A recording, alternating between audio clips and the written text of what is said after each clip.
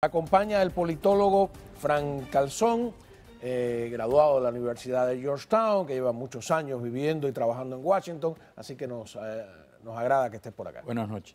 También nos acompaña Andrés Alburquerque, que es políglota, yo siempre lo digo, habla italiano, inglés perfectamente, es analista político y ha recorrido medio mundo, y poder comparar, eso es importante, ¿no? Porque hay quien se queda, como tú dices siempre, ¿no?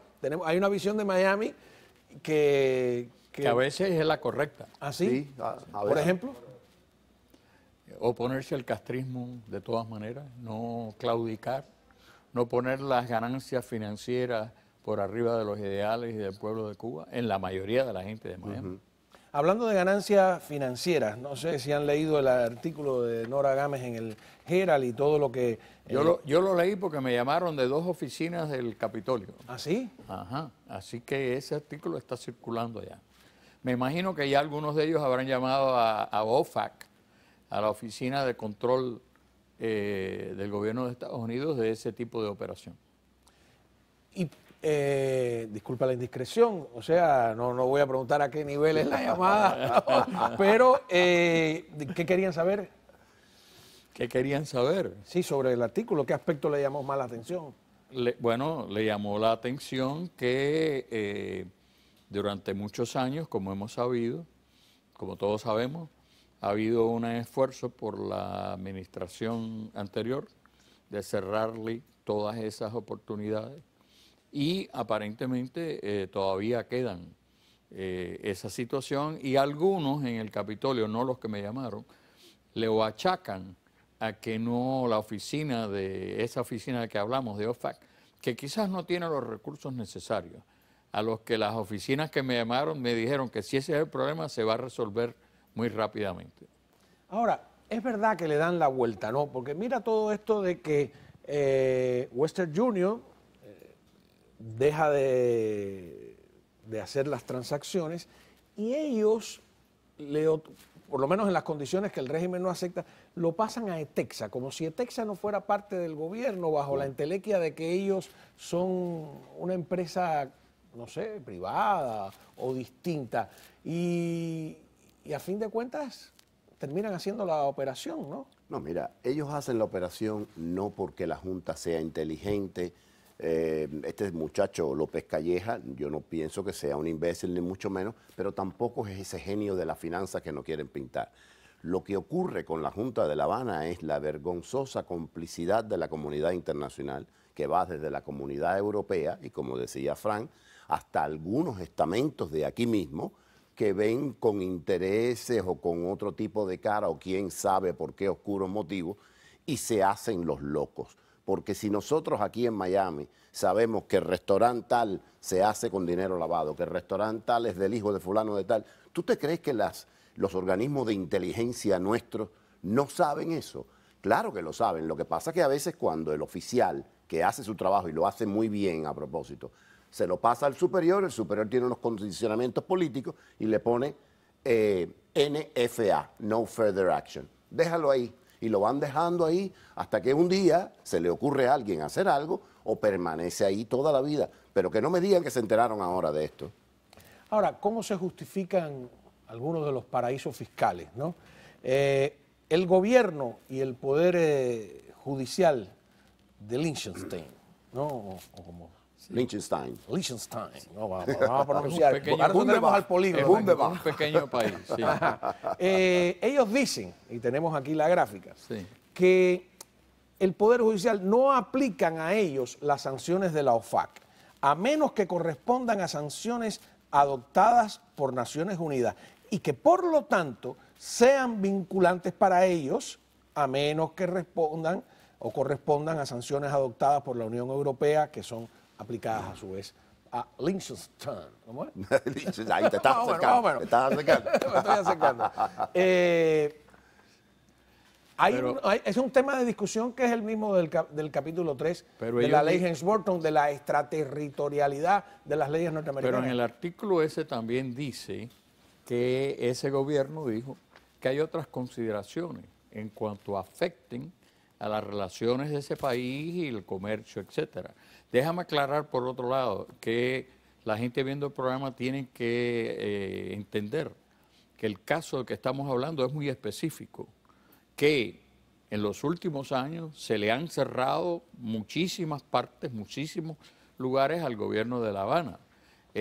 Uno por el gobierno norteamericano y otro por el derrumbe de Venezuela, otro porque ya China y la Rusia actual no están dispuestos a gastar lo que gastaban antes.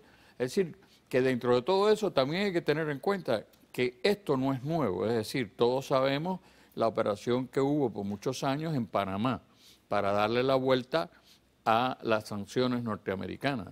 Así que yo creo que ahora que la OFAC no puede decir que no está al tanto del detalle, alguien va a tener, imagino que los 3 senadores cubanoamericanos, me imagino que los más de la docena de congresistas cubanoamericanos y muchos otros, no solo los cubanos americanos, porque además la cosa de Liechtenstein es discutible porque, por ejemplo, ellos imagino que son firmantes de la Declaración Universal de los Derechos Humanos. Y hay países europeos que han presionado a Cuba. Así que esa es una decisión de Liechtenstein.